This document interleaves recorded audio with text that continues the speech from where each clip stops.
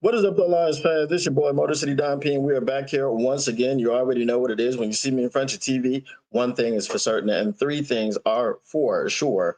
Number one, Motor City Cats are indeed back at it. Number two, we came to give you stats, not none of that static. And number three, perhaps the most important number of them all, number three. We want to make sure you keep your Lions news pragmatic.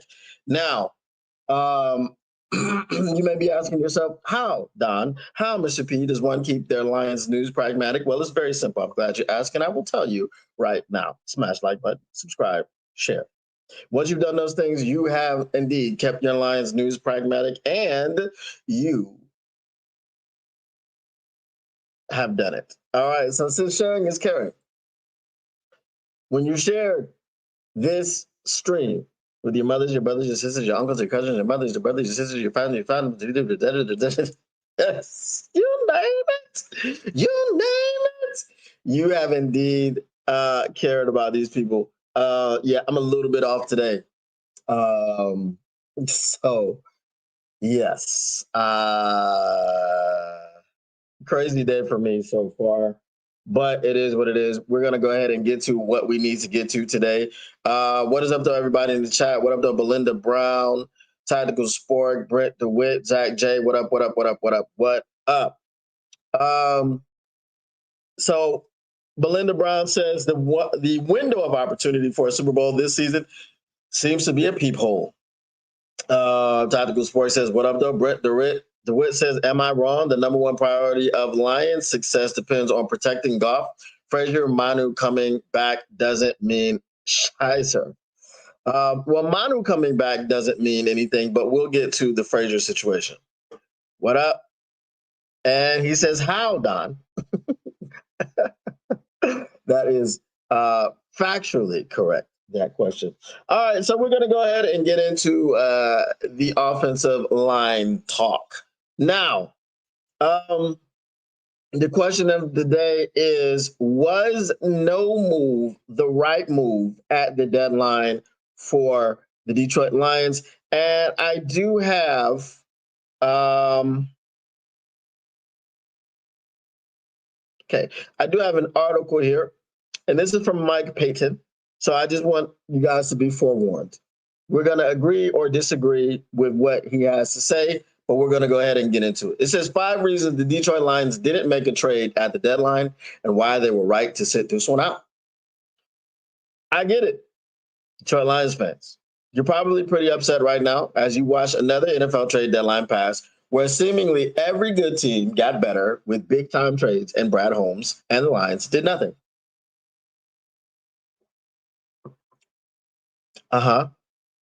Carry on. I can totally see how it can be aggravating. However, there are multiple reasons why the Lions didn't make a move. Let's talk about them. The Lions are getting healthy at the right time. Christian Mahogany is out for a while, and that is a problem. But as we noted, teams just don't often trade good offensive linemen because they aren't easy to find. We'll see about the Taylor Decker and Penei Sewell soon, but we know neither injury is season-ending. Okay, so here's the thing where I'm going to push back on. Washington Commanders came out and told you that they were offering up people, offensive linemen, for trade. Now, just because no one pulled the trigger doesn't mean they weren't any good. I mean, they probably got some offers, but because it was so late in the game, the offers were probably like 6th and 7th round picks. And they were like, nah, we're good. We'll keep the guys instead of moving them for nothing.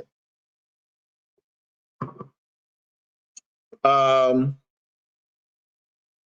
Lions are likely to get DJ Reed back this week. Marcus Davenport and Ahmed Hassanin are right around the corner. Stop it with the Marcus Davenport, guys. Come on. Come on, bro. Just, I mean, why do we continue to talk about this man as if he's a viable option? That's just what I just want to know. Like, why do we keep talking about Marcus Davenport like he's a viable option? Why do we write articles in which we mention the name Marcus Davenport? Why do we have podcasts in which we mention the name Marcus Davenport when it comes to somebody actually helping this team? In the last 2 seasons, he's played 4 games. What do we need to see? What else do we need to see? I mean, it's hope, hope upon hope upon hope. You can hope in one hand and poop in the other one and see which one fills up first. Come on, dog. Just stop it with the Marcus Davenport stuff. It's getting to the point where it's annoying, right? It is annoying. It's not funny. It's not a shtick. It's not cute. It's annoying.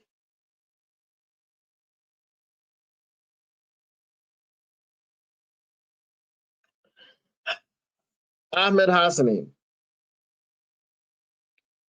We're still talking about what up to Will Murray. All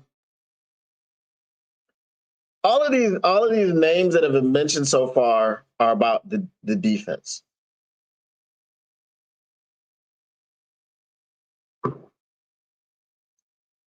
If you watched the game on Sunday, the defense wasn't really the problem. The defense didn't have its greatest game. But the defense isn't what everyone is crashing out about. And we're going to get to some of that stuff in a little bit. The defense is not what everyone's crashing out about. The defense isn't what I came up here Monday night, evening, whatever you want to say, and crashed out about for like 30 straight minutes. It wasn't the defense. Ahmed Hassani, again, developmental piece, who missed a ton of developmental time. I don't understand. Like,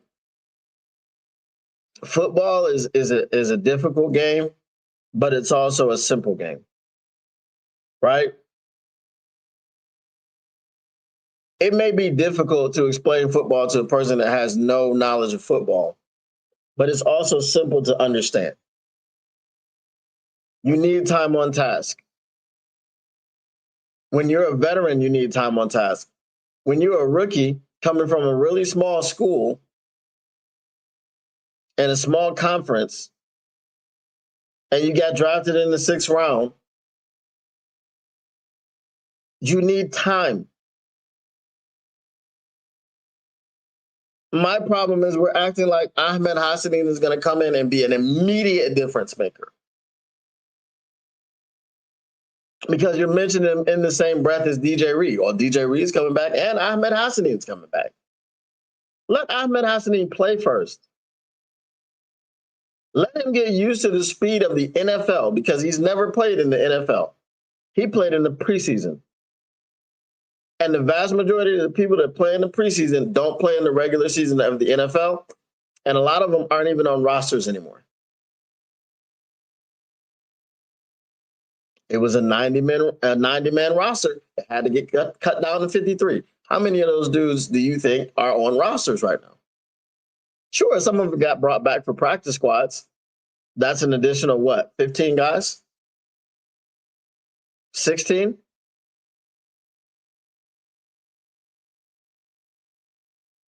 All right.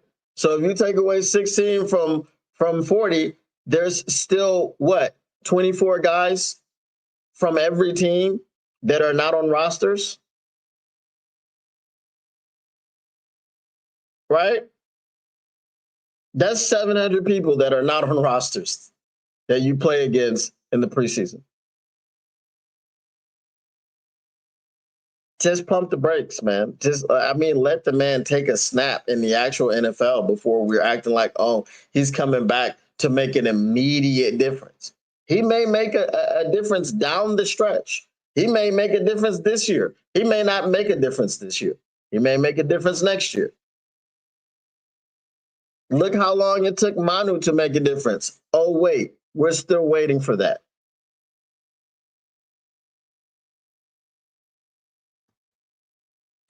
I just don't get it, bro. Josh Pascal is expected back in December. It's the first week of November, so getting healthy at the right time, which you mean he's got at least another month. Okay, whatever. Malcolm Rodriguez is back. Avonte Maddox is back, and Zach Cunningham is coming back too. It just doesn't make a lot of sense to trade for positions these guys play it. No one was asking you for a linebacker. Really, nobody was asking you for a corner. Yes, we were asking you for defensive ends because we've got a guy in El Quadin Muhammad who is the only one opposite of Hutch. And then you've got a guy like Marcus Davenport who plays 2 games at a time. And then you've got a guy like Ahmed Hassanin who we don't know who he is. We don't know what he is, but we do know he needs time. We know he needs time. And that's what we know about him. And that's fine. But we need someone who's going to do something immediately, right now, today. So if we're talking about people being upset about defense, defensive help, defensive line, edge, whatever the case may be, I don't even think that that's what most people were upset about um, at the trade deadline. Why? Because we saw our offensive line decimated with injuries. And you had a guy in Wiley who could play both guard positions and right tackle. That would have been tremendously helpful.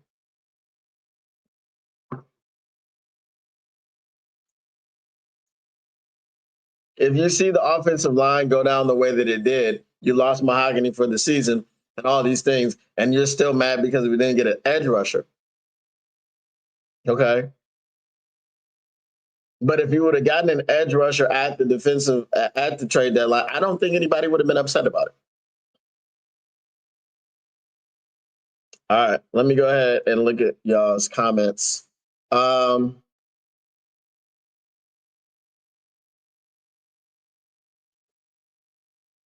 Was no move the answer? Short answer is no. I'm convinced Brad Holmes does the opposite of what the fans base wants, just out of spite. You think he's Bob Quinn? Frazier is a dog, but a rookie that missed a lot of time. He'll be great, but how soon? Exactly. Exactly. Exactly what I'm saying, Brent DeWitt. GMs are not bending to Brad's will anymore because we're good now. That's possible. Oh yeah, I forgot we had Tyrus the Virus, the wheat machine. At this point, all I can hope for from Ahmed is he's adequate enough to be in the rotation to give others a play or two off for fresh legs. Melvin will take those guys that are not on a roster. Well, he's got 700 to choose from. Brad needs some type of press conference to give the fans an explanation. It's only right. No, he'll talk about it after the season. None of the guys he spoke of are reliable edge rushers or something along our offensive line. Mm-hmm. I would have been upset. I wanted OL. I mean, I get wanting OL, and there are very few options available for trade. But if he would have gotten an edge rusher, then you would have said, well, at least he did something. He addressed one of the needs. More needs cropped up on Sunday than anyone was expecting.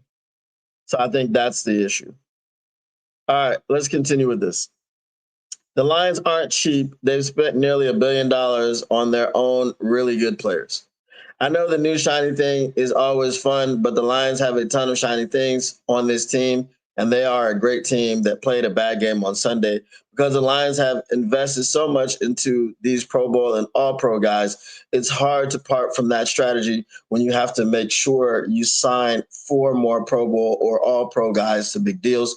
How do you do that if you trade for a big money contract right now? Nobody said it had to be a big money contract. See, this is the thing where a lot of writers, media pundits, and all this stuff, this is where you lose me. Because you make broad stroke statements.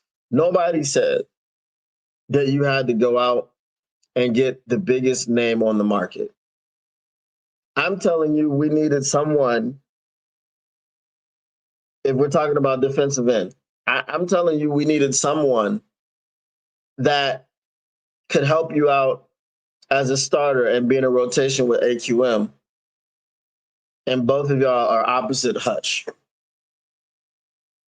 That doesn't sound like a big money guy or a big name guy to me. We're talking about people like Arden Key, Draymond Jones. Like, we're talking about guys like that. It wasn't feasible to think that we would get Trey Hendrickson. That wasn't feasible. Right? So no one's like crashing out because you didn't get Trey Hendrickson. Nobody got Trey Hendrickson. Nobody is telling you that you should have gave up 2 firsts and a player for Sauce Gardner, like the Colts did. Nobody's telling you that you should have gave up whatever the Cowboys gave up for Quinnen Williams. What we're saying is you should have done something. That's all. That's all we're saying. Something to make the team better. Nobody's talking about new shiny things. All we want is to fill the obvious holes that we have right now. Facts. They need an offensive lineman. Yeah, we talked about that, but we haven't got to that point in the article. So we'll get there. Granderson, if he was available, yeah. We're familiar with him, right? So, all right. The window is still wide open. Belinda Brown said it's a peephole. Mike Payton says it's still wide open. All right. Again, I know how this fan base gets after a loss. It's all over, and everyone should be fired. We should all start looking at mock drafts, but this team is good and still a Super Bowl contender. They just need to get a few things fixed up. The Lions played a bad game on Sunday, and they still had a chance to win it in the end, get the third down stuffed, and the Lions are right back at it. A win over the Commanders on Sunday, and everyone forgets what happened against the Vikings. A win over the Eagles, and everyone forgets the deadline. A win over the Eagles, and everyone forgets the deadline is the only true statement there. So let me address this. A win over the Commanders, and everybody forgets what happened on Sunday. The Commanders' defense is one of the worst defenses in the NFL. They just somehow overturned Frankie Louvu's suspension, so he's playing against the Lions. They don't have a quarterback. They were in fire sale mode, saying that they were willing to give up 2 offensive linemen. And now you're going to sit here and tell me that a win over the Commanders and everybody forgets what happened on Sunday. A win over the Commanders simply puts a 6 in the win column and not a 4 in the loss column. That's all it does. A win over the Commanders doesn't give you any confidence about anything. Commanders are a bad team without their quarterback. If you struggle with the Commanders, it's even worse. So if you think a win over the Commanders is something that someone is going to be jumping for joy and like doing cartwheels and backflips over, no, my friend. You're sadly mistaken. All right. I think that the disconnect is because there was a time that we wanted Hendrickson. If you can get a Hendrickson, then you get a Hendrickson. Who wouldn't want that? Right. Facts. But if you can't get a Hendrickson, you get something competent. Mega Hustle, I can do the press conference for you. Here's what Brad would say. Obviously, followed by a couple arrogant laughs and side eye. Oh,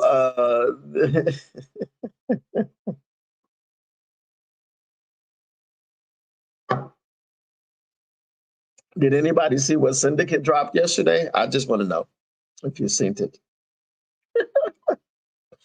Um,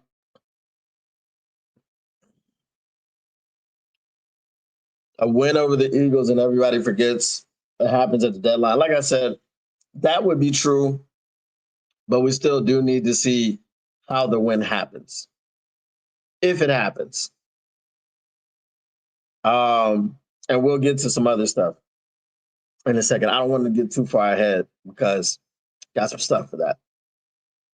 The Lions hold on to their limited draft assets. As you know, the Lions don't have any third round picks right now. I wonder why.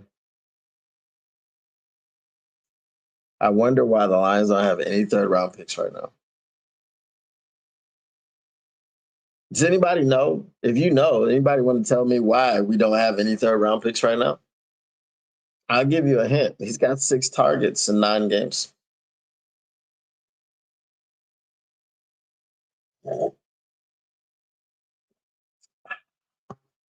But that ain't none of my business. He's got 6 targets in 9 games. That's the reason why we don't have that we don't have any third round picks. Imagine if they traded a second round pick away, then they would have no day 2 picks. And there's a very large gap between the first round pick and that very low 4th. It also affects the Lions' ability to make trades during the draft, something they really like to do. This team has been built through the draft. There's no sense in stopping that now.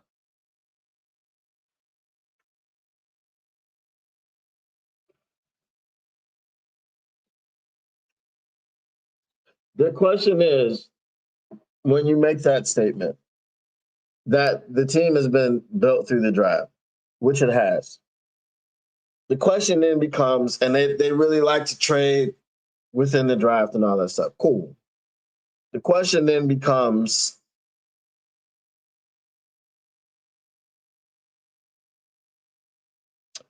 what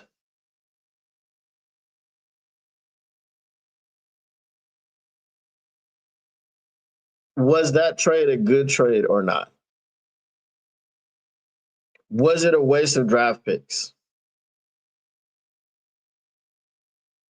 So if you could say yes, it was a waste of draft picks, you can't say that, well, they shouldn't be trading in the draft. You can't say any of that because they've done very well. That one is just glaring because there's been not much production out of the player. And that's also on Johnny Mo. Because as I said, he has 6 targets. So obviously he's not in the game enough to be getting targeted. So I feel like it was a wasted pick. You know, it is what it is. Everyone wants to say, well, that's our Puka Nacua. Well, Puka Nacua started as a rookie and started getting the rock right away. I think he had 100 catches in his rookie season. Tesla can't do that because we don't need him to do that. And that's why it was a luxury pick. And now you're in a situation where you don't have the luxury to not have draft picks, which is the situation that you face. You don't have the draft picks. So, okay. The Lions continues to stick to their ideals. You might not like it now, but you'll love it later. The Lions won't change for any reason.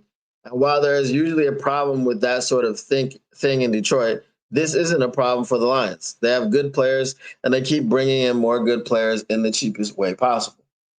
They're not willing to bend the way they do things for anyone. If the player doesn't fit, it won't happen. If, by the way, it's not like the Lions didn't try.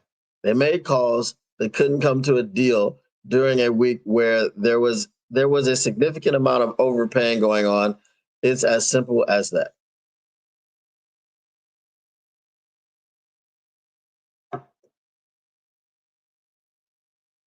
All right. Tesla. What up, though, Jody Carruthers? Does it involve a Motor City Tesla? Yes, it does. Because we drafted a player we don't use. Facts. Who was our first two OLs at the deadline? What do you mean? Puka also didn't go for 3 third-round picks. Facts. He went for 1 fifth-round pick. So I really don't agree with that article. And he didn't touch on the biggest thing that I thought he would touch on, pause, which is that Miles Frazier's 21-day window started today. Right? Miles Frazier was a beast at LSU. He's what, 6'5", 310 or something like that. Now he's going to help you on the offensive line. But as Brent DeWitt said earlier, Miles Frazier is a rookie who missed a ton of games. He needs reps. Same thing with same thing with Hendon Hooker. Okay. He needs reps. I'm not going to be excited about a rookie who missed tons of games and tons of opportunity to get reps. And then he comes back in week 10 or 11 or whatever it is, and you expect him to just slot in there and be the center of the future, or to be the left guard of the future, or. Okay?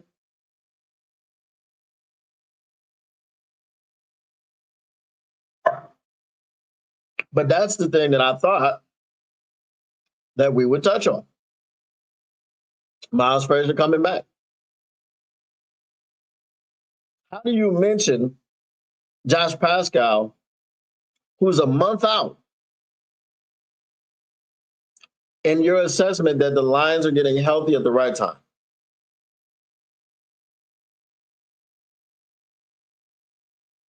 Okay?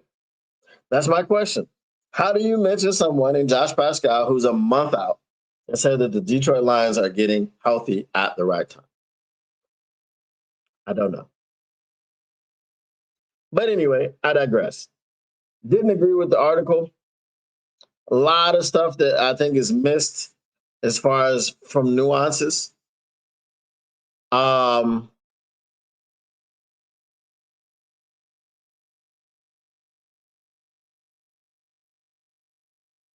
let's move on from that. Okay. You guys know who Scott Bischoff is? I know you know who Eric Bischoff is. It's a wrestler. That's his brother. Let's see what we got.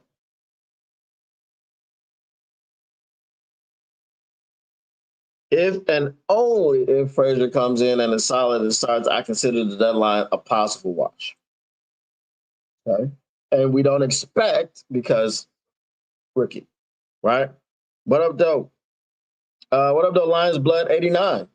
Appreciate you for coming through, man. Um, yeah, we need healthy right now, not in a month. No guarantee they will even be ready then. Facts. Sure, the Lions are getting healthy at the right time. However, we are losing our keys to our offense at the wrong time. Facts. Let's go Lions. What up, though, Mr. Detroit City?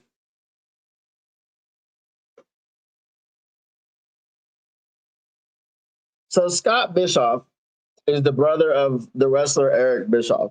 And Scott Bischoff knows ball. Scott Bischoff was on the Woodward Heavyweights today. And they asked him about his level of concern about the Detroit Lions offensive line.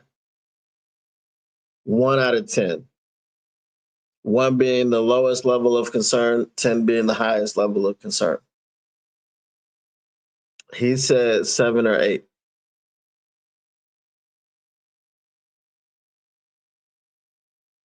Okay, he said 7 or 8. A lot of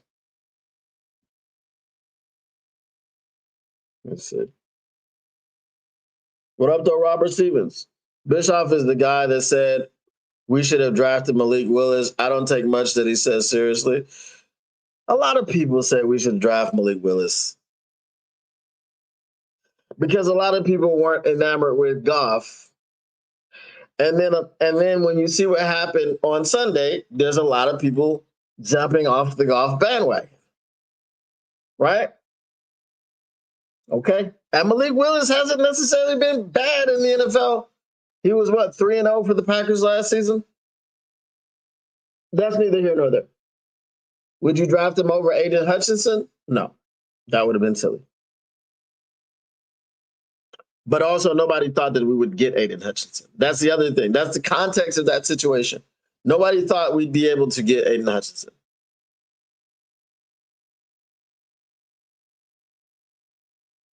Uh,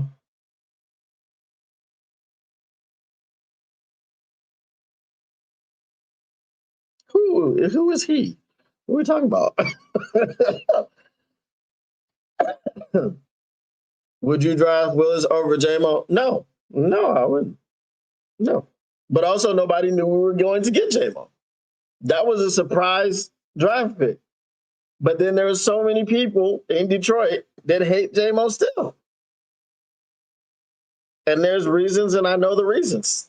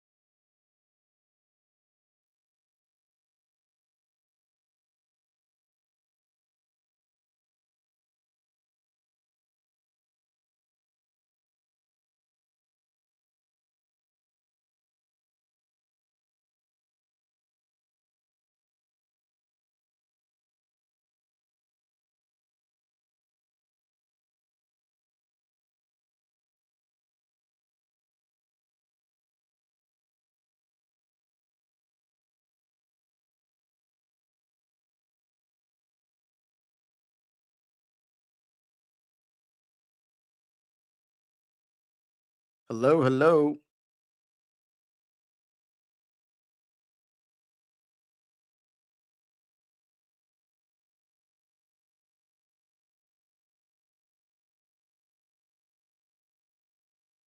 Hello, hello. Okay, y'all can hear me now. What the frick? Oh my goodness, bro.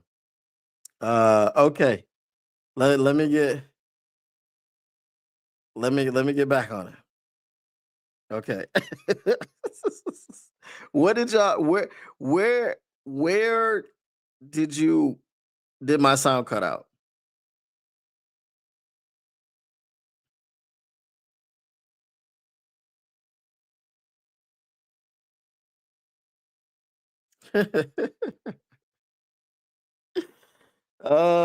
Where did my sound cut out? Anybody tell me? I don't want to go back through the whole thing. Oh wow, from the start of JMO. Okay. That's crazy.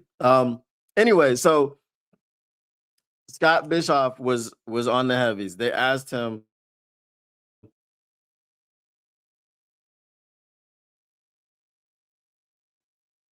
"What is your level of concern with the Detroit Lions offensive line?"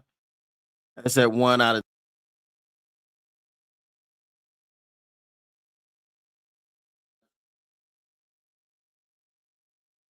all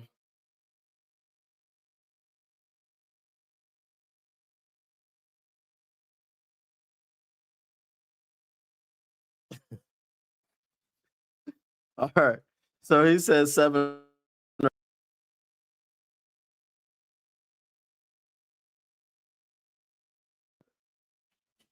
So one of the things that he was saying, hold on.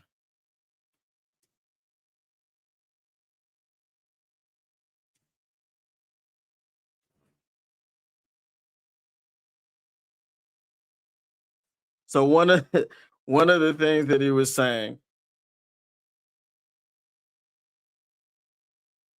were allowing the Vikings to dictate what was going to be done during the game.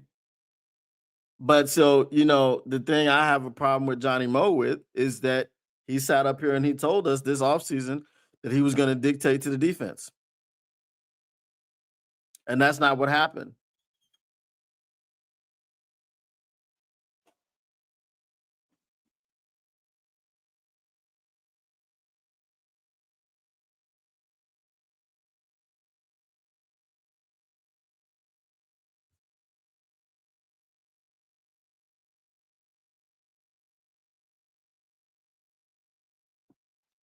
All righty.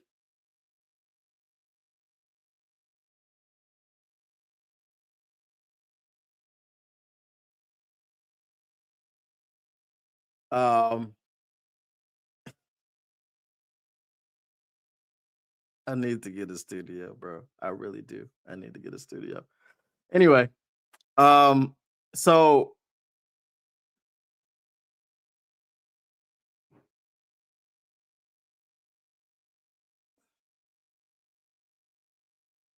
he said it looked like the Lions were refusing to make adjustments about what was happening. So you keep blitzing up the middle, you keep blitzing up the middle, you keep blitzing up the middle, and we're going to continue to bang our heads against the wall and not stop anything. We're not going to make any adjustments. Here's the thing, a lot of people when AG was here were so angry with AG. They said he was stubborn, he never made adjustments and so on and so forth and what have you. And I always said, who is he going to make adjustments with? Even once he got all those stud pieces, they got injured. With Johnny Moe not making adjustments, our offense doesn't score points. See, it's a little bit more dire when you don't make adjustments on the offensive side of the football. Third down, bro. Third down. We're atrocious on third down. And this has been happening all year. This has been happening all year. As I said, now we're like what? We finally, because we got the ball to Jameson Williams. We finally converted on a third down that was over 10 yards. We've done that once in 9 games. We've had 25 opportunities. We've done it once. Congratulations. You played yourself. Now, the thing that he didn't that he said, which I did not agree with at all, was, oh, it can be fixed, which it can be fixed. But he said, if we go and we hang 40 on the Washington Commanders, then everyone's going to forget about it, which is not true. Let me close the door because the neighbors are mowing the lawn.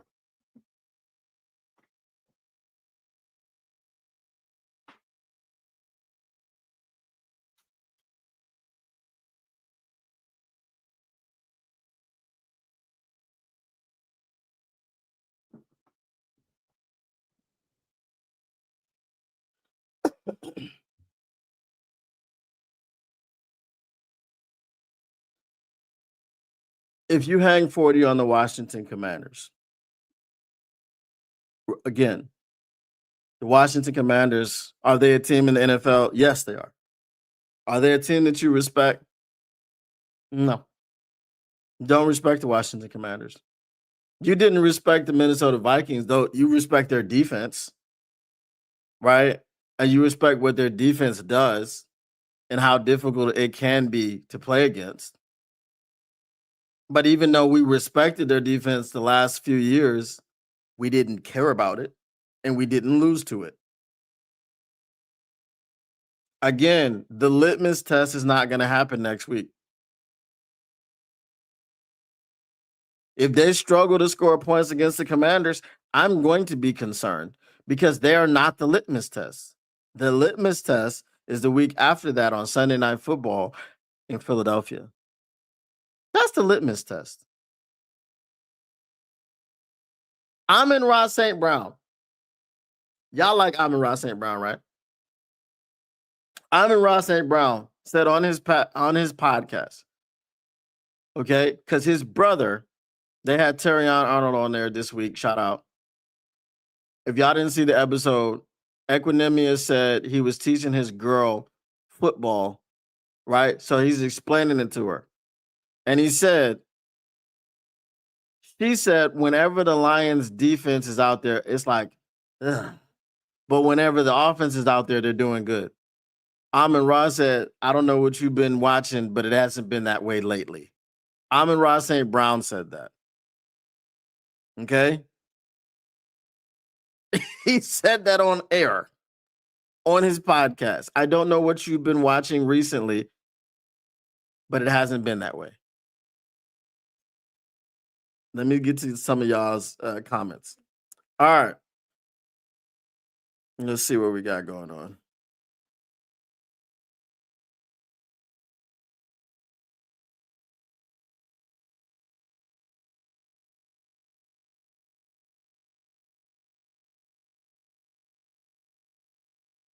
Okay, hold on.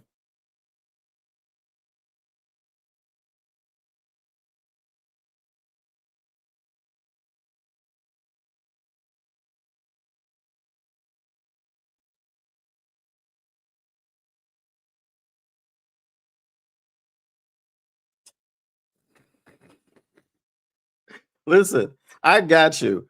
I got what you're saying, but I just wanted you to understand that I've been saying this stuff, and there's people that disagree, and then they go, "Oh, you don't watch the games," and "Oh, this, that, and the third thing." And I'm just trying to let you know. I'm just trying to give you references, from coaches and scouts who say the same exact thing about the offense that I'm saying about it. That's all. That's my point. Um,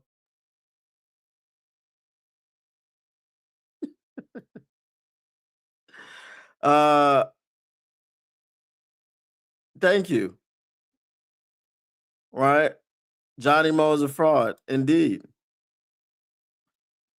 Don't need to be rude, but nobody cares what is said there. They can work on learning about fair use, copyright, authenticity, basic bylaws, etc. Oh, speaking of which, did you see what Syndicate dropped yesterday? I just want to know if you synced it. 3rd and 20, let's run a screen that has already failed 15 times this game. Johnny Mo's offense reminded me of AG's defense.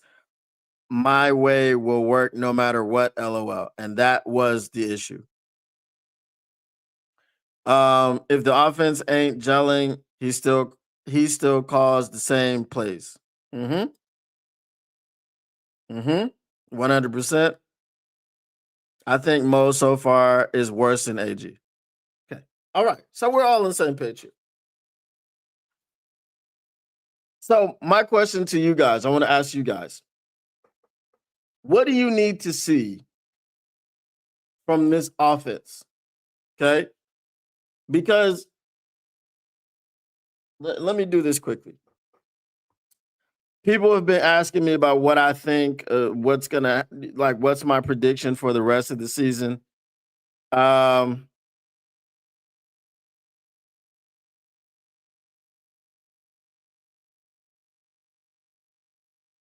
I'm gonna be very unbiased here. Okay. The Commanders believe that's a dub. Eagles, if we haven't fixed the issues on the offense, that is a loss. Lions, Giants, it'll be a dub, but with the Giants defense, I think it'll be a lot closer than what we expect it to be. Lions, Packers, it's got to be a dub just because it's got to be a dub. And the Packers are fraudulent, as I've been saying throughout this year. Lions, Cowboys. Well, the Cowboys now have Quinnen Williams, along with Kenny Clark in the middle, and they've got Jadeveon Clowney on the outside. If our offensive line woes don't get fixed, I think it'll be a tough one, but I really believe that the Lions will win that one. So what do I have? I just have the Eagles as a loss. The Rams, you know me, I will never say that the Lions are going to lose to Matthew Stafford. So I'm sorry. We're going to have to go on principle alone. We're going to go. That's a win. Steelers. Which Steelers defense is showing up? That's the question. Which Steelers defense is showing up?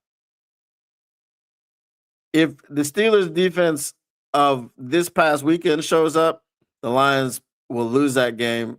If the Steelers defense that's been showing up all year shows up, I think the Lions will win that game. Vikings. Vikings. Has Johnny Mo learned from this week? Because they're going to do the same thing. Why would they change anything? They've laid out the blueprint. Again, if the offense hasn't done what they needed to do as far as fixing things, that's going to be another loss. And then the Bears, I'll never pick the Bears to beat the Lions. So, yeah. So, what are we now? 5-3. If we have 2 more losses in there, we're 12-5.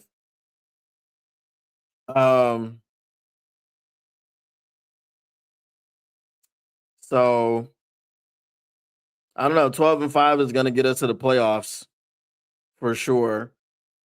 It might win the division, but if we've got, so what are we now? Right now we're 1-2 in the division. So if it played out that way, we would be 3-3 in the division for the entire season.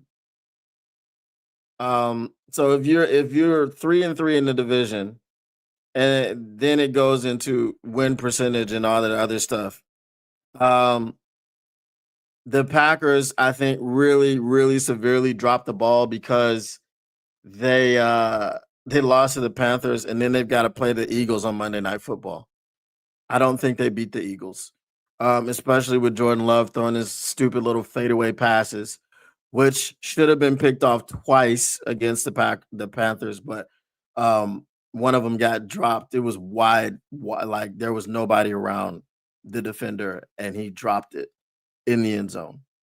But it didn't matter because it was on fourth down. So, um, so I mean, we got 12-5 on the season. At worst, 11-6. Um, just because I believe that our defense is good enough to hold teams. But if we're like, so that's the problem though. If our defense is on the field too much, then they're going to start giving up points. So that's the issue. Johnny Moe up in the box. Let's run. My name Jeff. It did take Osama bin Johnson half a season before he took off. Robert Stevens, no. No. Johnny Moe doesn't have that excuse. He doesn't have that runway. He doesn't have that runway because number one, he was here when the offense got installed. Number two, all he's done is run his mouth about being in the lab and self-scouting and tinkering with the playbook. And it is so vanilla. It is so uninspired that I don't know what he's talking about. So I don't give him that half a season. He's got to get it going, and it's got to be right now. Jared Goff even say we've got a ton of stuff to fix, and it's got to be fixed now. We don't have time to be working on it later on. 2-2 next 4 games, you hope? In the next 4 games, 1, 2, 3, 4. I hope we're at least 3-1. I don't want to be 2-2. Who are we losing to? You think we're going to lose to the Eagles and the Packers? We can't get swept by the Packers. That can't happen. You'll be at the Steelers game. Shout out.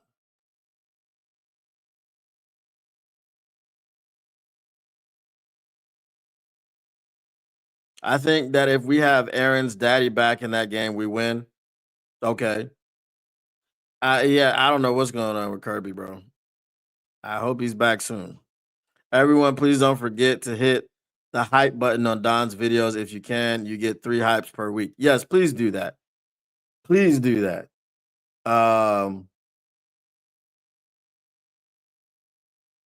Yes, let's get me back there. I'm just waiting for somebody to ask me a question. Oh, I'm just waiting for somebody to ask me a question about what went down in Syndicate Land yesterday. Uh,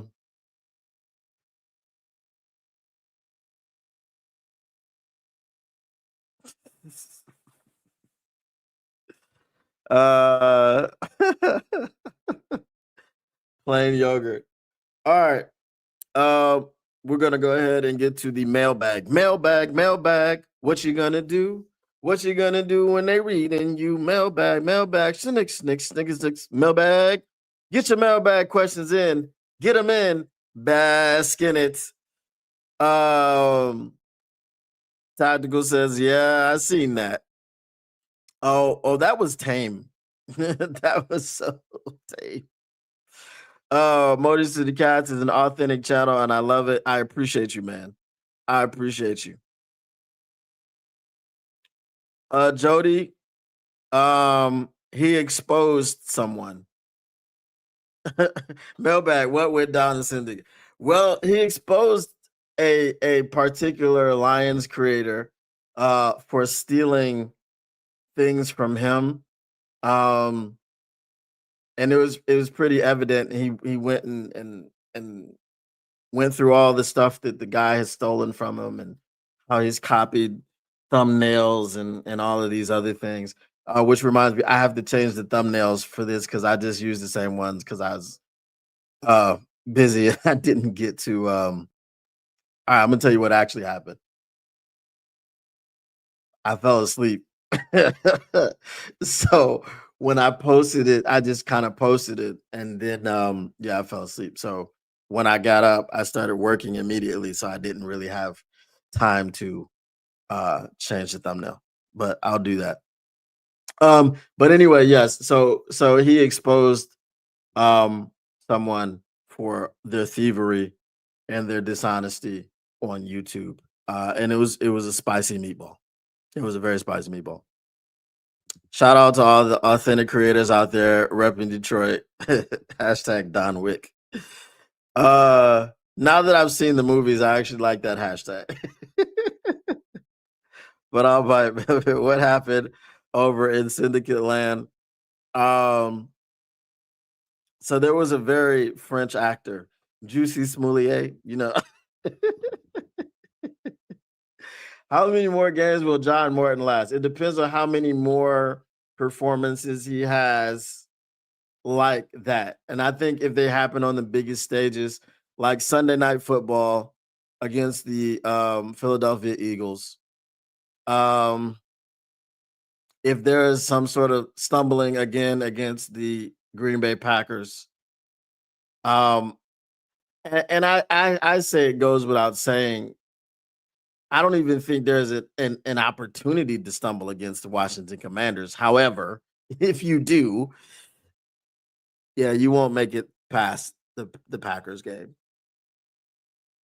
Yeah, because if you have three more performances like that, even if we win some of the games, you got to make a change. It's time to make a change for the rest of your life. Talking to the man in the mirror. I don't watch Lion Syndicate, but I trust Don's word. Um, I've heard there are a few Detroit places doing shady stuff, not just one. Um, well, this is the one that I know of because unfortunately I had the unfortunality to come across this person and to work with this person for a few months. Um, so yeah.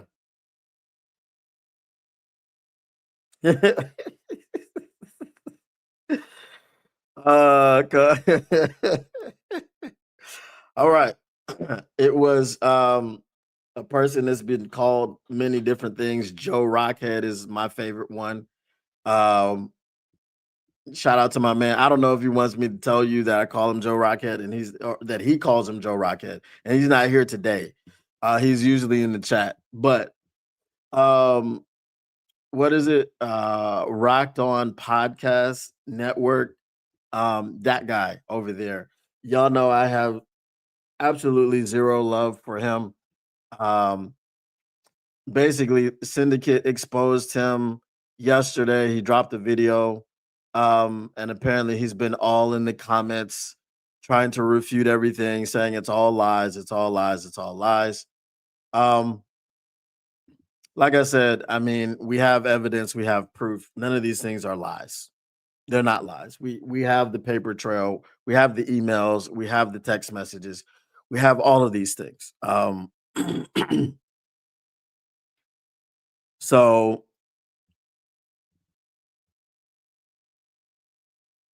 oh yeah, yeah. No, the laptop wasn't the laptop was like a 3-year plan. I had to stay there for 3 years, and it's very clear that no one has stayed there for 3 years.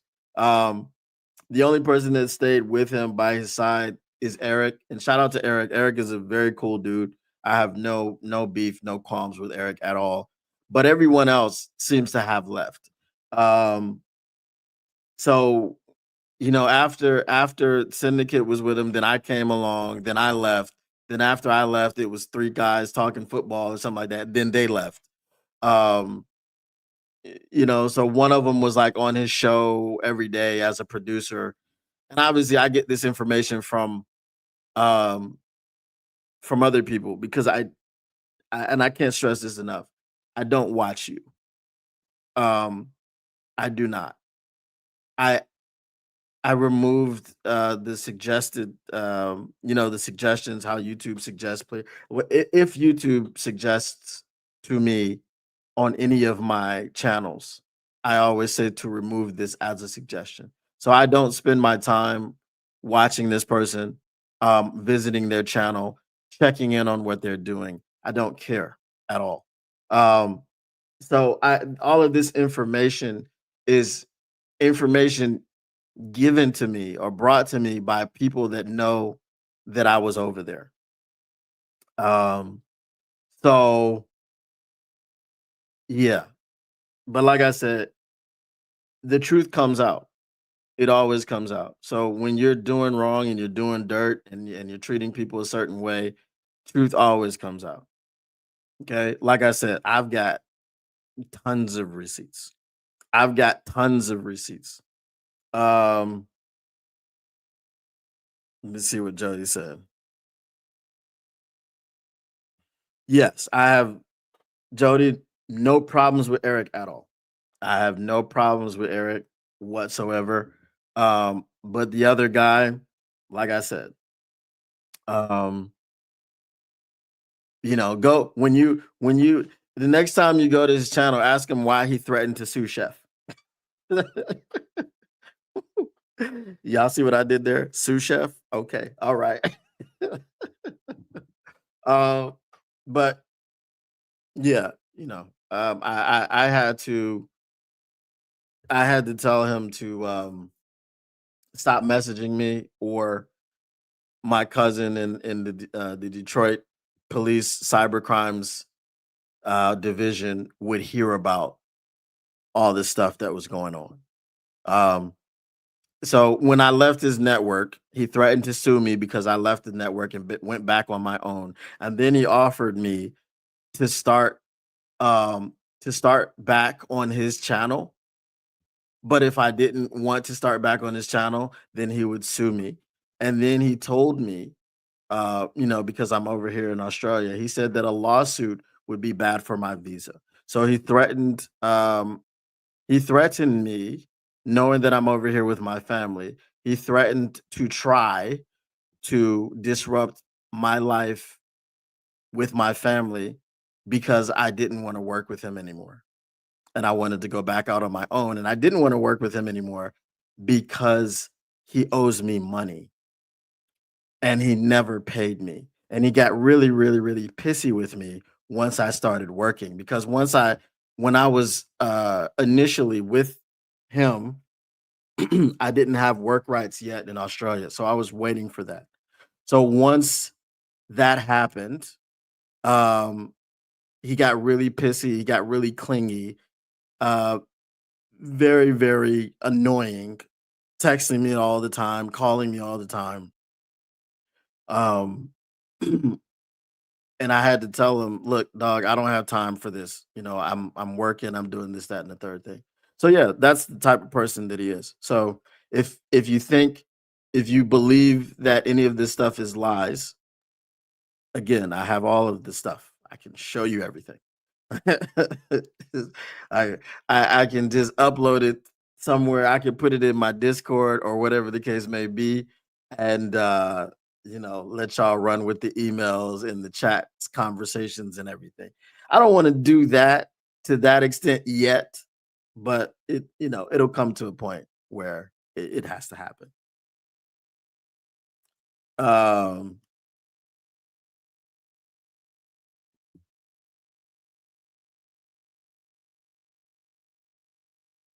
yeah, I should. I should invite him on. I saw that he's on Lions Talk Live again. That was a screenshot that was sent to me. So I probably should invite him on. Even Ahmed Hassanin's brother was on there. Um, and I'll shed a little bit of light. So Ahmed Hassanin's brother went on there when he was making the rounds.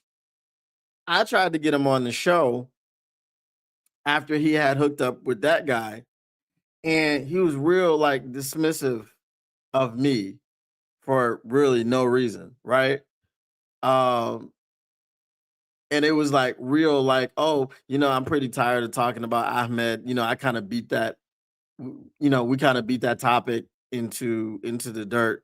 But good luck on everything though. It was like there was like no, it was very so I was like, oh, okay. I see what's going on. So someone has said some things about me.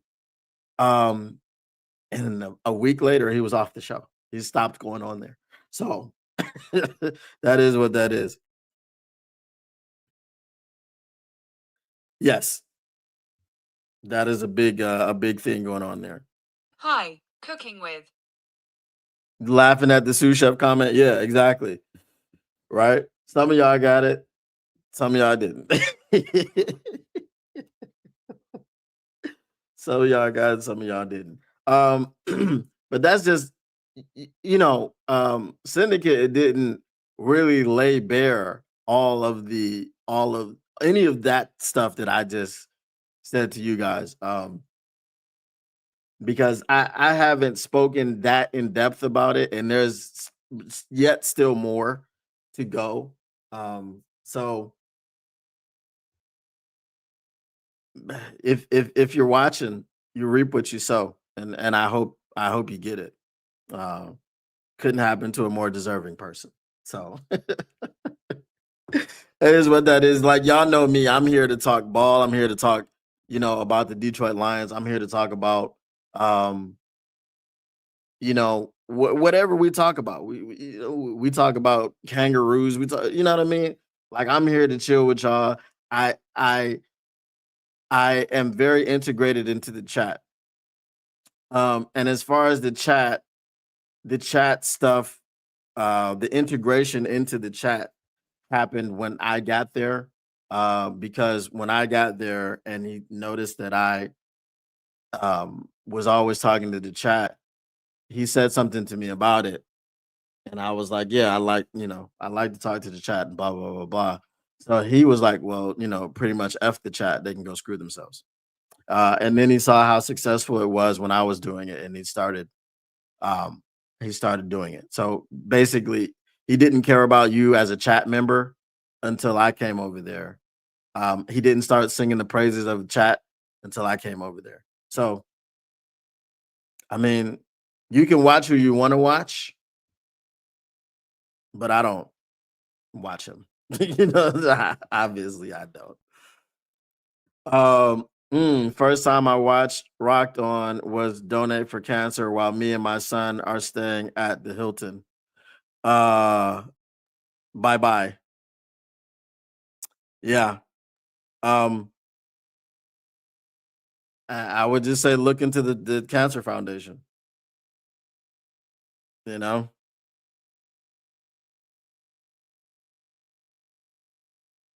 I would say. I'm glad you don't have bad people as moderators here. That's for sure. I got two moderators. Tactical and Mr. Morale are my two moderators. I don't think that I need to have 87 moderators in the chat. Robert Stevens, yes, that's correct.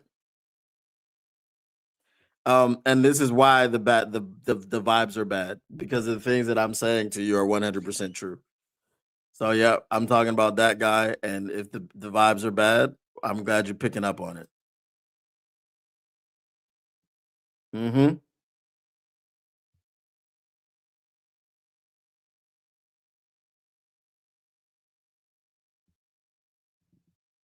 My man from Lions Talk Live said he doesn't F with Buddy because he's too messy. Uh yeah, he is messy.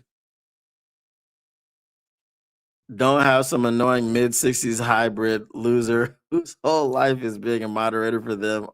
One really needs to find. I know exactly who you're talking about, especially because you said hybrid. I know exactly who you're talking about. Um, Mace is my guy though. I love Mace.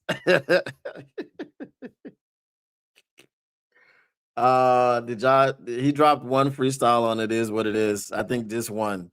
Because he just wanted to let us know he could still do it. Yeah. Yeah. Mace is my guy. uh I don't know if Brett DeWitt left or if he was saying bye bye to the other guy. I'm not sure. That was, you know, but the truth is the truth.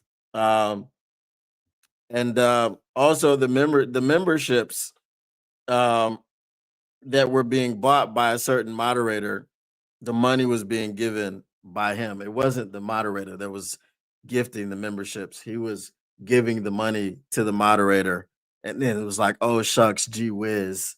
Oh look what you did! Look what you done did! Oh shucks, gee whiz! Oh, you guys are the best chat ever! Come on, guys! I love you guys! Yeah, no, fake, fake news."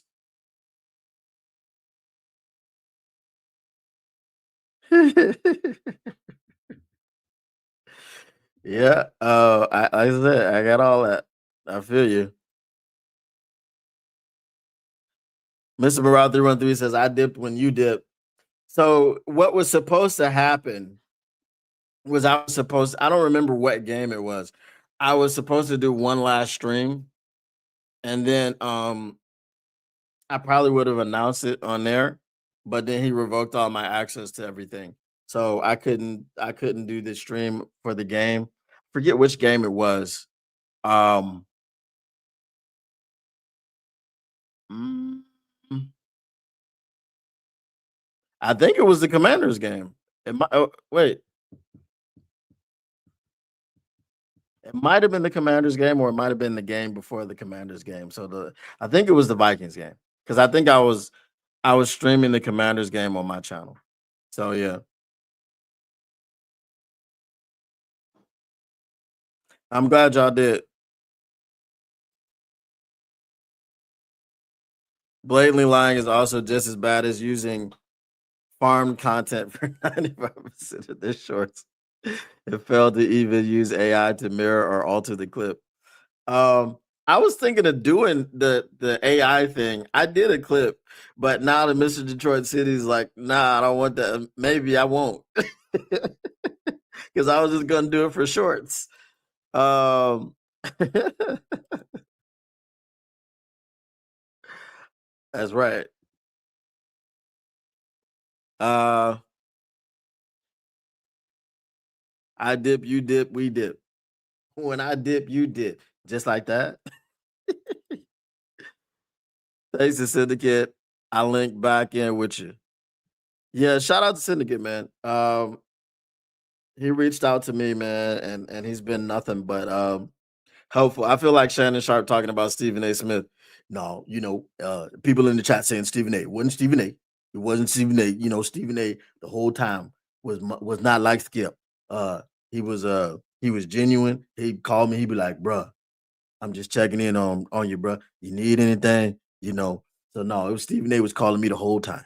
When I was going through when I was going through my situation with the OnlyFans models, and when I was being you know irrecoverably chastised and dragged through the mud by a lot of people. A lot of people's phone was silent, but it wasn't Stephen A.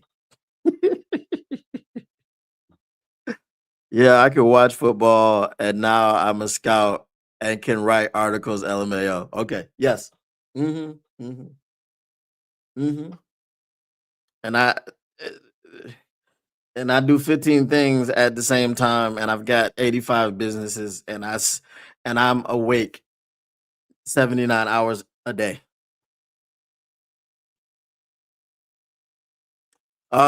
Yeah, it is, man. It is because most of the news comes through when I'm asleep. Most of the news comes through when I'm asleep. But hey, I guess you guys like my opinion, and I just try to give it to you straight, man. We're all Lions fans at the end of the day. We all want the best for the team. Um, so that's why we be passionate and we crash out sometimes. If you're good for my team, I love you. If you're not good for my team, you got to go. What I'm saying is that network is so arrogant, they stop mirroring, etc., to get around the system. And now look at them. Oh, okay, I feel you. Yeah, I got what you said.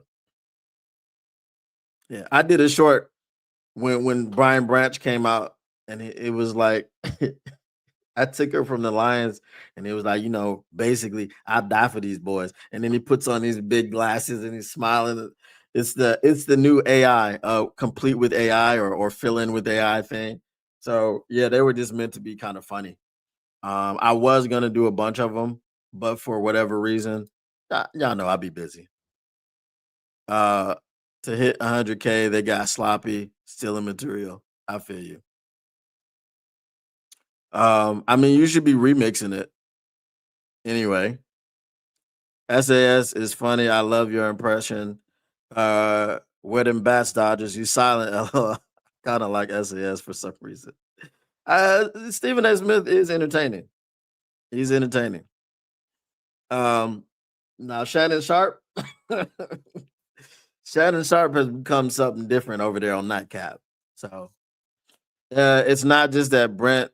It's that it's not just that Brent. It's that we are so dumb compared to you and your moderator. Bahaha.